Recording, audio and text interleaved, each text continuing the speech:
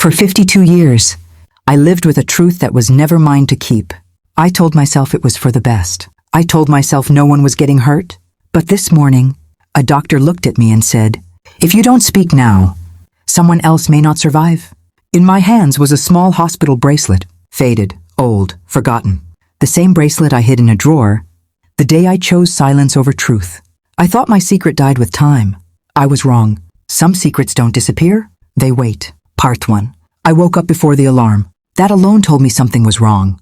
The room was quiet. Too quiet. Like the air was holding its breath. I sat on the edge of my bed and stared at my hands. They looked older than I felt. 67 years old. That number still surprised me. I shuffled to the kitchen and made myself coffee the same way I always did. 2 spoons of sugar, no cream. The coffee steamed, but I didn't drink it.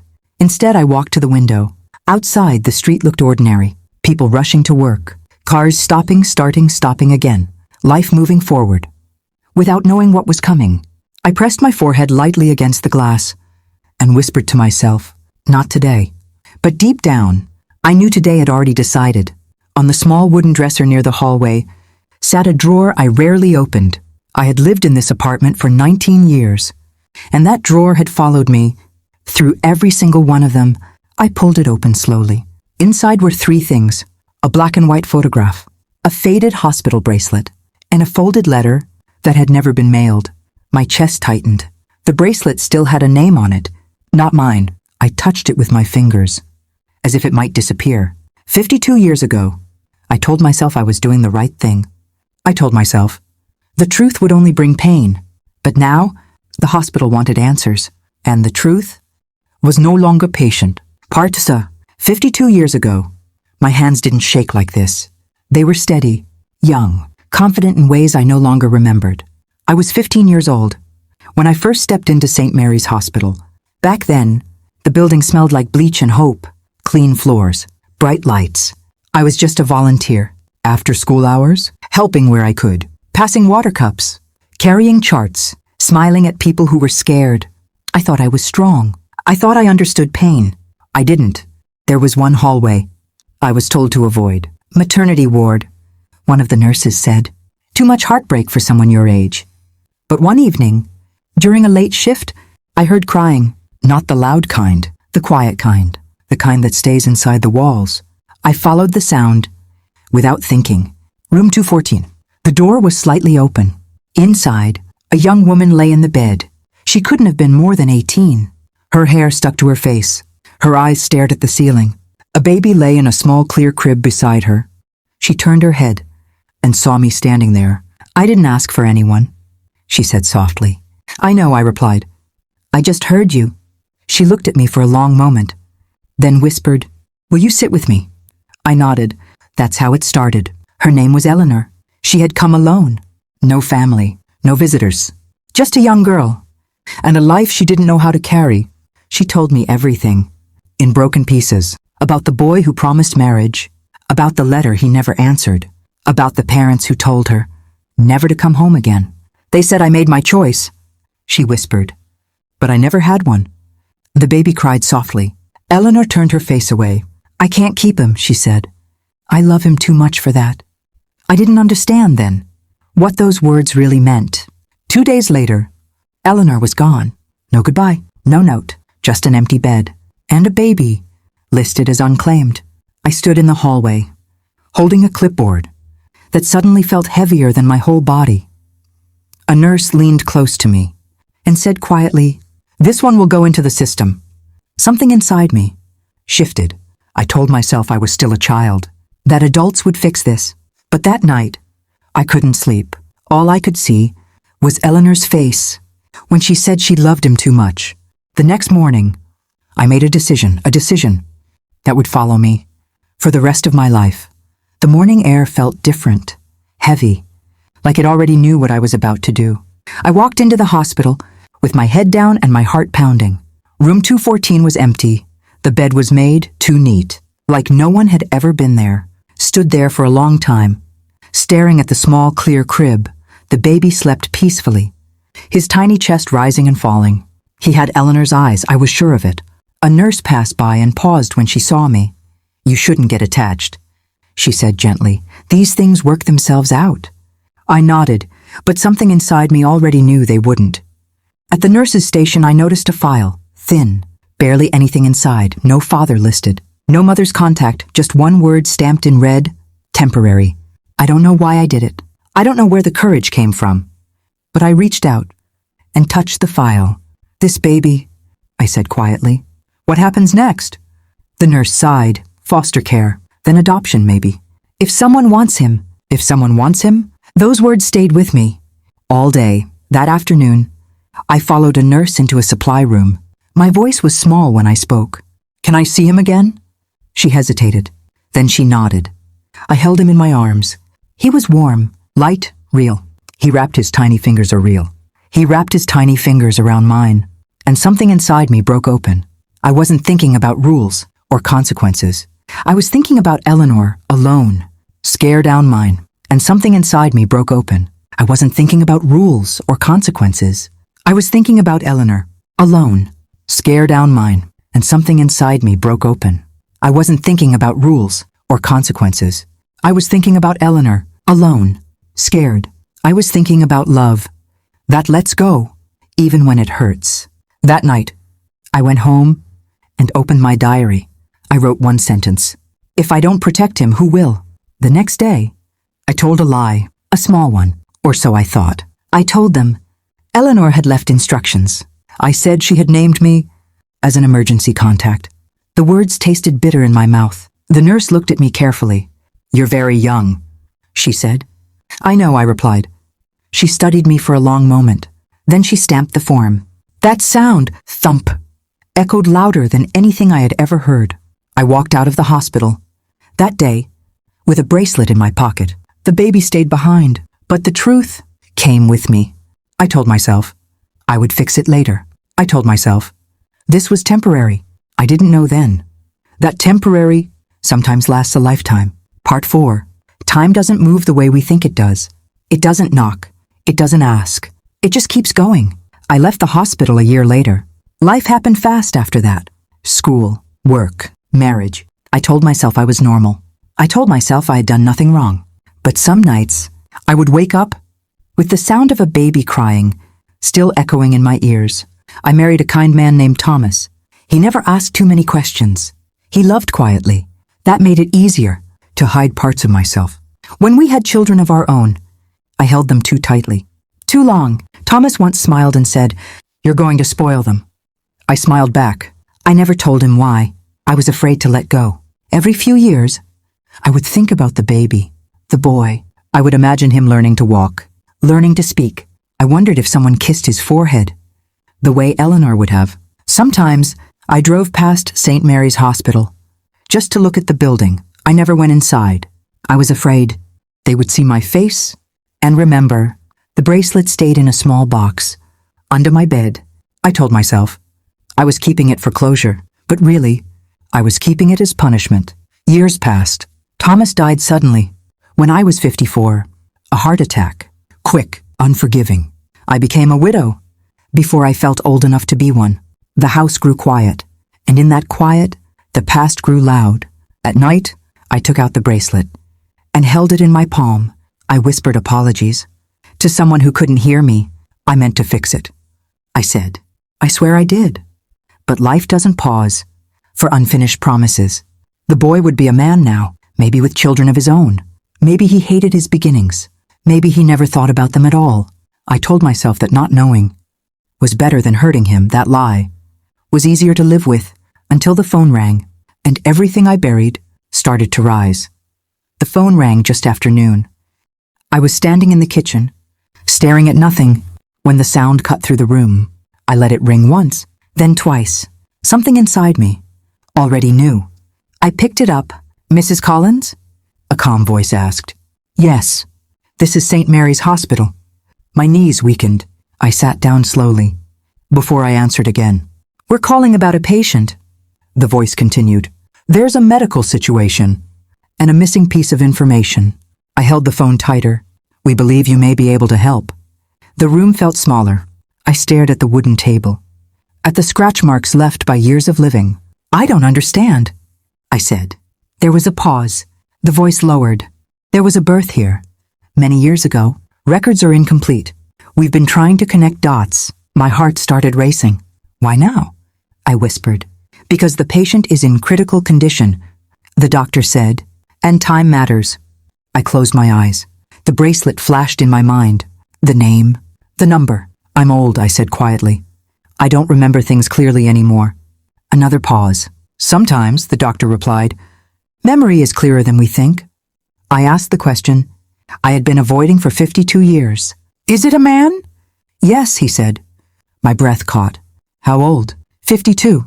The number hit me like a wave. I couldn't speak. There's a condition, the doctor continued, a rare one. We're trying to trace family history. Family, I almost laughed. There's something else, he added. There's a bracelet in our records. We need confirmation. My hand moved on its own. I opened the drawer, pulled it out. The plastic was cracked, yellowed with age, but the name was still there, the same one I had never forgotten. I pressed the bracelet to my chest. I'll come in, I said after I hung up. The apartment felt unbearably quiet. I stood there for a long time, thinking about the girl I had been, about the woman I became, and about the man lying in a hospital bed, unaware that his life was tied to a secret I never had the courage to release. That night, I packed a small bag. Inside, I placed the bracelet and the unopened letter. I didn't know if I was going to confess, but I knew one thing. Silence was no longer an option. The next morning, I woke up before sunrise. The city was quiet, the streets still wet from last night's rain. I drank my coffee slowly, but barely tasted it. Every step to the car felt heavier than the one before. I clutched the bracelet in my hand, as if holding it closer could somehow prepare me for what was about to happen. When I arrived at St. Mary's, the building looked smaller somehow, less intimidating, but the memories it carried were impossible to ignore. The receptionist greeted me kindly. She led me down the long hallway, past rooms filled with fluorescent light and the quiet hum of machines. Finally, we stopped at room 312. I paused outside the door. I couldn't look in at first. My hands were shaking. My heart raced like it had never raced before. Then I reminded myself, I was the one who carried this truth, the one who could finally make things right. I pushed the door open slowly. A man lay in the bed, his eyes closed. Machines beeped steadily. I walked closer. I almost didn't recognize him. The resemblance was subtle, but undeniable. He had Eleanor's eyes. I swallowed hard. The weight of 52 years pressed down on me. A nurse appeared at my side. You must be the family contact, she said softly. I'll give you a moment. I nodded, but I couldn't speak. Not yet. I stood there, looking at the life I had unknowingly touched decades ago. The boy, the man, the consequences of choices I had made long ago, loomed over me. I knelt beside the bed, clutched the bracelet tighter. I'm here, I whispered. My name is Margaret Collins. I need to tell you the truth. The man stirred slightly. His eyes opened slowly, and for the first time in 52 years, I saw the boy I had imagined, looking back at me through a man's face. He didn't speak. He only looked. And I knew he could feel the weight of the years, even without a word. I took a deep breath. The words trembled in my throat. I didn't know where to begin, but I knew I had to, because silence had already done enough damage, and it was time for truth. I took a shaky breath. The machines beeped softly in the background. I could feel my hands trembling around the bracelet. I need to tell you something, I said. My voice was barely above a whisper.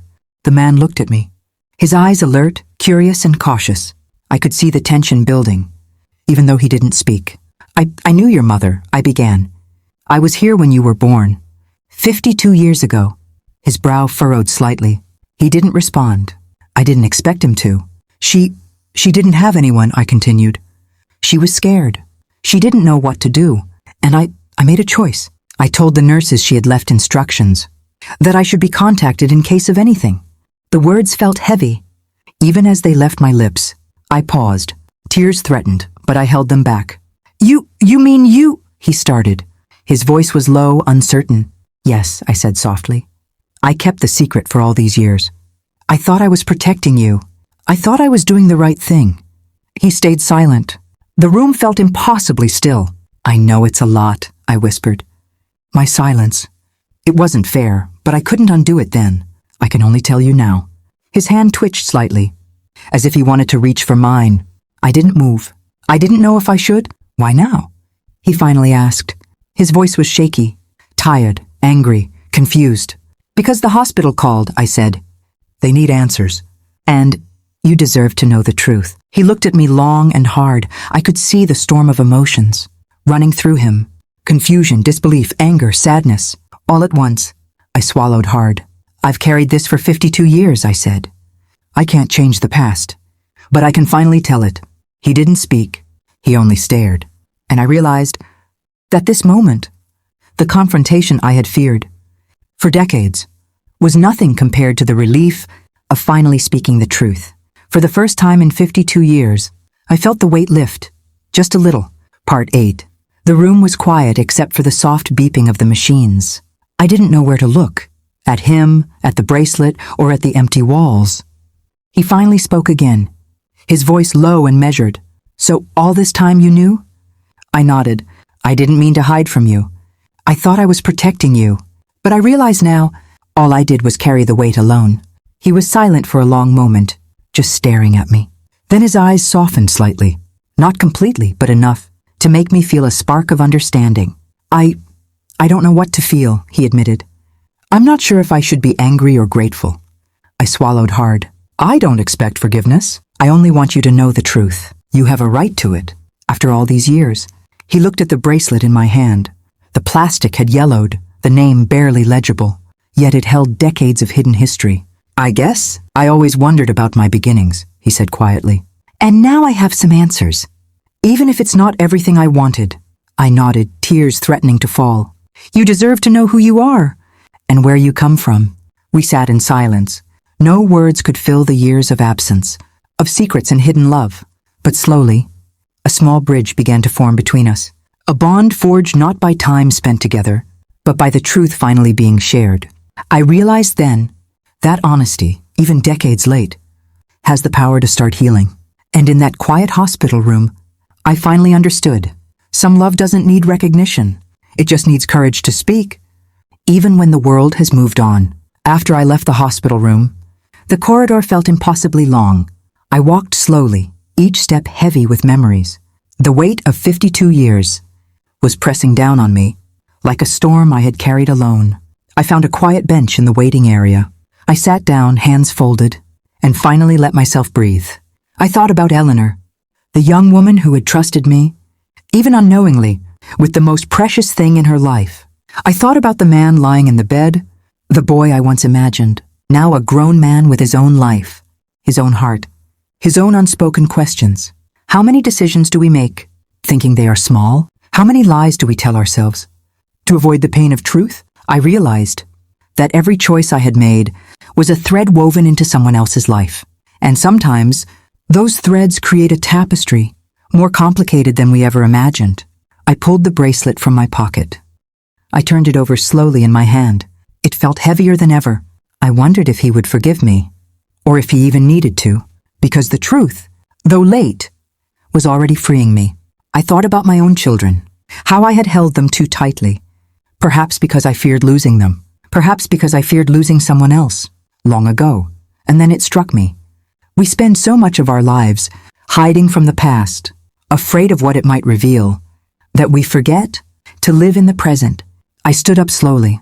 I walked back to the car. The sky was overcast, but the city still moved, indifferent yet alive. I realized that day that even a secret buried for decades cannot remain hidden forever. Some truths demand to be told, some hearts demand to be seen, and some bonds, even forged through silence, can start to heal, if only we have the courage to speak.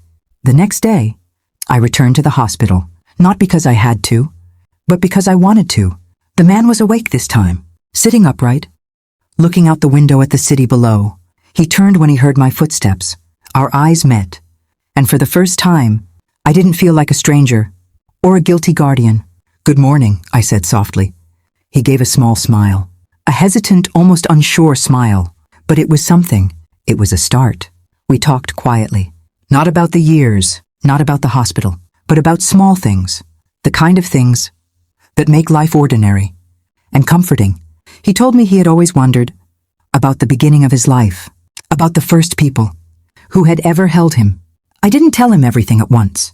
I simply nodded and listened. Sometimes silence speaks louder than words. I shared a few stories from Eleanor's life, the moments she had hoped to give him happiness, the laughter she had kept secret, even when life seemed cruel. His eyes glistened, not with tears, but with recognition, a connection. For hours we sat together, bridging decades of absence and hidden truths. I realized something important. The past doesn't have to define the future. The choices I had made, even if flawed, had brought us here. And maybe, just maybe, that was enough. When I left that day, I didn't feel the same weight. I felt a fragile hope that maybe he would understand, and maybe he could forgive. I walked out of the hospital and looked at the city. The streets were alive, and the rain had stopped. Sunlight reflected softly off the windows of nearby buildings. It was a quiet reminder that even after decades of darkness, there is light. The hospital room was quiet that evening. The soft hum of machines filled the space. I sat beside him, the bracelet lying on the small table between us. He looked at it, then back at me. His eyes searched mine, as if asking silently, "Tell me everything." I took a deep breath. "It's time you know more," I whispered. My silence. "It wasn't just about me. It was about your mother, Eleanor. And about you." He leaned in slightly. The room felt smaller, like it was holding its breath for what I was about to say. "I was here the day you were born," I began. "Your mother, she didn't have anyone. She was scared, alone. She didn't know what to do." His jaw tightened. I know," he said quietly. "But I never knew who helped me." I shook my head. "I did. I made sure you were safe. I took responsibility when no one else would. I lied about instructions. To protect you. I carried this secret for 52 years. He was silent. His hand hovered over mine. But he didn't touch it. "I never meant to control your life," I added. "I only wanted to make sure you survived. I thought I was doing the right thing. But I realize now, I should have spoken sooner." Tears welled in his eyes. Not anger, but a deep aching confusion. "Why didn't you tell me?" he finally asked. "Why keep it all this time?" "Because I was afraid," I admitted. "Afraid you'd hate me. Afraid it would ruin your life. And maybe afraid of facing the truth myself."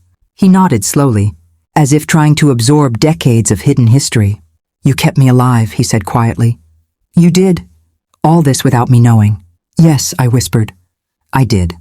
We sat there in silence. Time stretched. The weight of the past hung between us. Then he reached out, his hand touching mine lightly. A gesture small, but full of unspoken understanding. "I don't know what comes next," he said softly. "But thank you." For the first time in decades, I felt relief.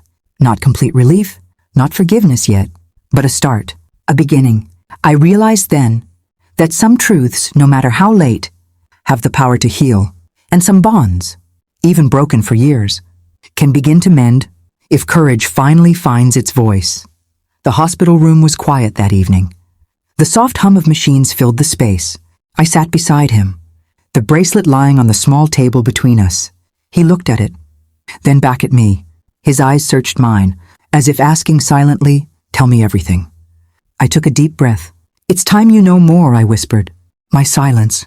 "It wasn't just about me. It was about your mother, Eleanor, and about you." He leaned in slightly. The room felt smaller, like it was holding its breath for what I was about to say. "I was here the day you were born," I began. "Your mother, she didn't have anyone. She was scared, alone. She didn't know what to do." His jaw tightened. I know," he said quietly. "But I never knew who helped me." I shook my head. "I did. I made sure you were safe. I took responsibility when no one else would. I lied about instructions. To protect you. I carried this secret for 52 years. He was silent. His hand hovered over mine. But he didn't touch it. "I never meant to control your life," I added. "I only wanted to make sure you survived. I thought I was doing the right thing. But I realize now, I should have spoken sooner." Tears welled in his eyes. Not anger, but a deep aching confusion. "Why didn't you tell me?" he finally asked. "Why keep it all this time?" "Because I was afraid," I admitted. Afraid you'd hate me. Afraid it would ruin your life. And maybe afraid of facing the truth myself. He nodded slowly, as if trying to absorb decades of hidden history. You kept me alive, he said quietly. You did. All this without me knowing. Yes, I whispered. I did. We sat there in silence. Time stretched. The weight of the past hung between us. Then he reached out, his hand touching mine lightly.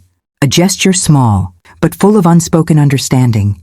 I don't know what comes next, he said softly. But thank you. For the first time in decades, I felt relief. Not complete relief, not forgiveness yet, but a start, a beginning. I realized then that some truths, no matter how late, have the power to heal, and some bonds, even broken for years, can begin to mend if courage finally finds its voice. The sun was setting outside the hospital window, casting warm, soft light across the room. I watched it reflect on his face, and for the first time in decades, I felt a strange calm. He looked at me, his expression softer now, less guarded, but still carrying the weight of 52 years. He hadn't lived fully knowing the truth. I think I understand now, he whispered. You were part of my beginning, even if I didn't know it. You protected me. You loved me in your own way. I nodded, unable to speak. Words seemed small for what we had both carried. A lifetime of hidden fears, regrets, and yet here we were. I realized something that night. Life doesn't give us second chances easily. But when it does, even a small moment can become monumental. We stayed there, talking quietly, sharing stories I had kept secret, and memories he never knew. He laughed softly at some, tensed at others, but most importantly, he listened. And I finally let go. For 52 years, I had carried the weight alone. For 52 years, I had thought silence was protection.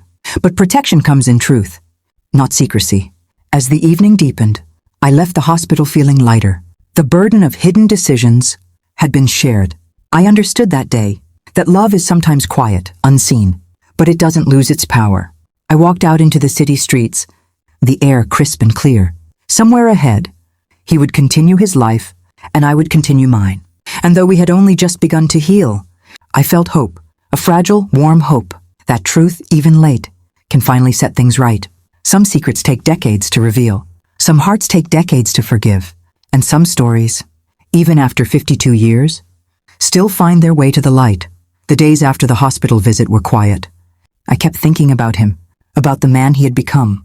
It was strange how life takes the things we hide and eventually puts them back in front of us.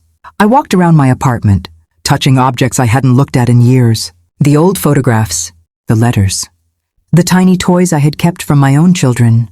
Each one whispered memories of choices made, of love hidden, of life quietly moving on. I realized that life doesn't ask our permission. It doesn't wait for us to be ready. It just moves forward, and we must find ways to keep up. I decided to visit him again, not as the keeper of a secret, but as someone who wanted to know him. He had been quiet, reserved, but there was a kindness in his eyes that reminded me of Eleanor. We walked slowly down the hospital corridor. He shared stories of his childhood, his achievements, and the life he had built without knowing me. I listened, sometimes speaking, sometimes silent, but always present. For the first time in decades, I didn't feel like an outsider in someone else's life. I felt part of it. That night I lay awake. The past kept coming back, like waves crashing over me. I thought about every decision I had made, every moment I chose silence over speaking. I realized that hiding the truth hadn't protected anyone. It had only prolonged the pain. And yet, I had survived. He had survived. Eleanor's memory had survived. But survival alone wasn't enough. We needed understanding, forgiveness, and healing. The next afternoon, I brought a small gift with me, a simple photo frame. Inside, a photograph of Eleanor holding him as a baby. He looked at it quietly. "It's her," he whispered. "Yes," I said. "She loved you more than anything, even if life kept her from you." We sat together, the weight of decades slowly easing. With each shared memory, a week later, I found the letter Eleanor had written but never sent. It was folded carefully, hidden in my drawer. I handed it to him. He unfolded it slowly, reading every word, pausing, sometimes smiling, sometimes tears forming in his eyes. "That's beautiful," he said softly. Yes, I whispered. She wanted you to know love, even from afar, about choices, about regrets, about the years lost to silence. I've carried so much anger, he admitted. I thought my life was shaped by abandonment. I nodded, tears forming. And yet you survived, I said. And you've become someone remarkable. We realized that the past, no matter how painful, could teach lessons if we allowed ourselves to feel it fully. Over the next days, our visits became routine. We shared meals, stories, and laughter. He started asking questions about Eleanor, about my life, about the things I had kept quiet. I answered honestly, for the first time in my life, without fear or hesitation, and slowly, the distance created by decades of silence started to disappear. One afternoon, he looked at me and said, "You know, I feel like I've known you my whole life, even though I didn't." I smiled quietly. "Maybe we were meant to meet this way," I said. "Late, but in time?" We laughed softly, a sound neither of us had expected. After so many years of pain, the bond between us wasn't forced. It grew quietly, naturally, like sunlight slipping through the clouds. Weeks passed. I realized that my heart felt lighter, not because the past had changed, but because I had finally faced it. He had begun to understand. I had begun to forgive myself. The hospital visits, the conversations, the memories, they became a bridge between what was lost and what could still be cherished. And in that quiet, reflective space, I finally felt peace. One last evening, we sat by the window, watching the city lights glow softly. "I wish Eleanor could see this," he said. "I think she would be proud." "Yes," I whispered. "She loved you more than words can say." I held his hand lightly, a gesture of connection, of trust, of love that had waited decades to surface. I realized then, life is not about perfect moments. It's about courage. Courage to face the truth, courage to forgive, courage to love, even quietly. The past may never leave us, but it doesn't have to define us. And for the first time in 52 years, I felt that I had done enough. That love, honesty, and courage could finally mend what silence had broken.